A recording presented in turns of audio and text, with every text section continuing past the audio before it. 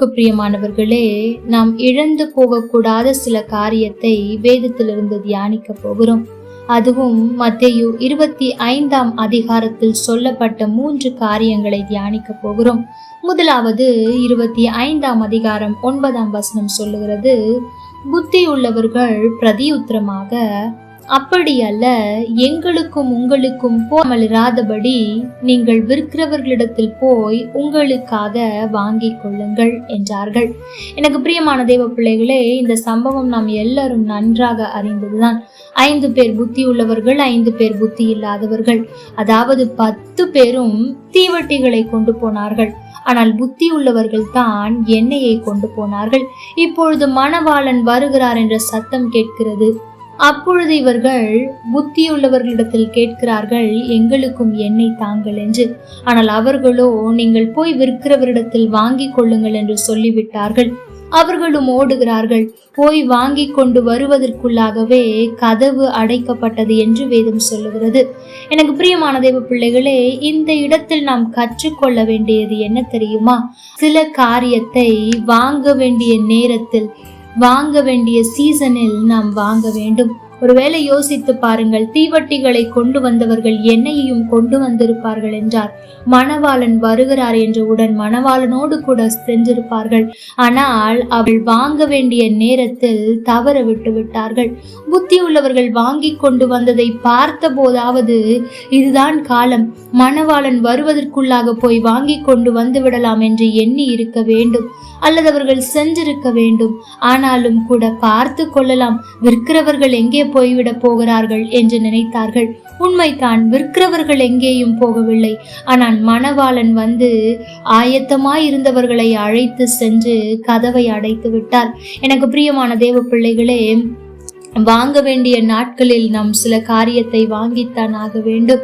ஆகவே காலத்தை அறிந்து செயல்படுவது மிகவும் அவசியம்.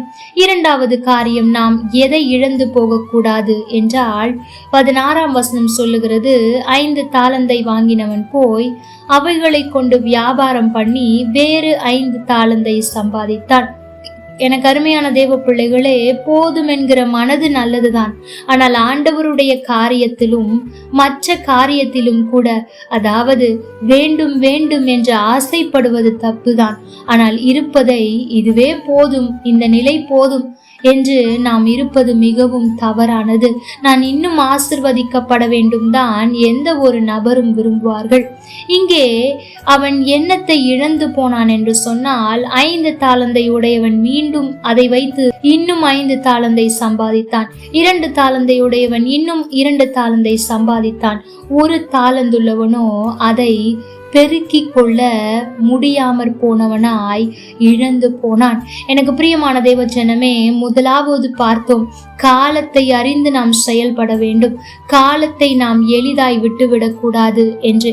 2வது, இங்கே நமக்கு கொடுத்திருக்கிற காரியங்களை, நமக்கு கொடுத்திருக்கிற பொறுப்புகளை, நமக்கு கொடுத்திருக்கிற தாளந்துகளை நாம் எப்பொழுதும் பெருக்கிக் கொண்டே இருக்க வேண்டும் என்று ஆண்டவர் விரும்புகிறார். அப்படி நாம் இருக்கிறது போதும் என்ற நிலையில் இருப்போம் என்று சொன்னால், நேரம் வரும், இருப்பதை கூட தவற விடுவதற்கு வாய்ப்பு இருக்கிறது.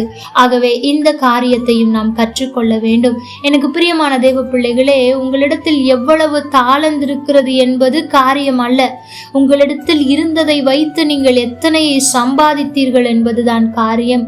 உதாரணத்திற்கு சொல்ல வேண்டும் என்றால், சில பேர் அதிகமாய் சம்பாதிப்பார்கள், ஆனால் சேர்த்து வைக்கிற பழக்கம் இருக்கவே இருக்காது. ஆனால் ஒரு சிலர் குறைவாகத்தான் சம்பாதிப்பார்கள்.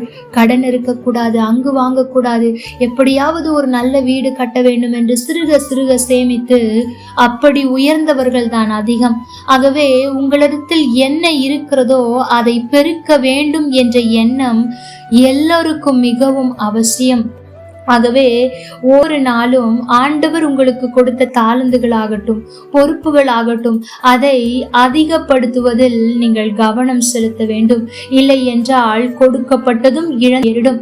கடைசியாக கூட அதே அதிகாரம் 40ஆம் வசனம் சொல்லுகிறது, மிகவும் சிறியராகிய என் சகோதரரான இவர்களில் ஒருவனுக்கு நீங்கள் எதை செய்தீர்களோ அதை எனக்கே செய்தீர்கள் என்று மெய்யாகவே உங்களுக்கு சொல்லுகிறேன் என்றார்.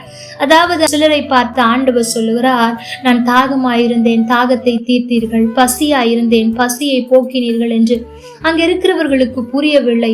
அப்பொழுதுதான் ஆண்டவர் தெளிவுபடுத்தி சொல்லுகிறார், எனக்கு நேரடியாய் செய்வதற்கு உங்களுக்கு வாய்ப்புகள் கிடைக்காமல் இருக்கலாம், ஆனால் யார் ஒருவர் தேவையில் இருக்கிறார்களோ அவர்களுக்கு நீங்கள் உங்களால் ஆனதை கொடுக்க இழந்து விடாதபடிக்கு பாருங்கள், ஏனென்றால் அது எனக்கே செய்தது என்று ஆண்டவர் தெரிவுபடுத்துகிறார்.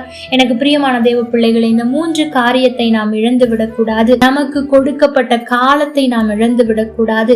2வது, நமக்கு கொடுக்கப்பட்ட பொறுப்புகளை பெருக்கிக் கொள்ள நாம் முயற்சிக்க வேண்டும். அந்த பெருக்கிக் கொள்ளுவதை இழந்து விடக்கூடாது. 3வது, நம்மை காட்டிலும் ஏழ்மையாய் இருக்கிறவர்களுக்கும் சிறியவர்களுக்கும் இயன்றதை செய்யாமல் இருந்து விடக்கூடாது. ஆகவே இந்த 3 காரியத்தை சரி செய்து கொள்ளும் போது ஆண்டவர் நிச்சயம் மகிழ்ச்சி அடைவார், நம்மை ஆசீர்வதிப்பார். கர்த்தர் தாமே உங்களோடு கூட இருந்து உங்களை ஆசீர்வதிப்பாராக. ஆமென். லைக் பண்ணுங்க, ஷேர் பண்ணுங்க, கமெண்ட் பண்ணுங்க.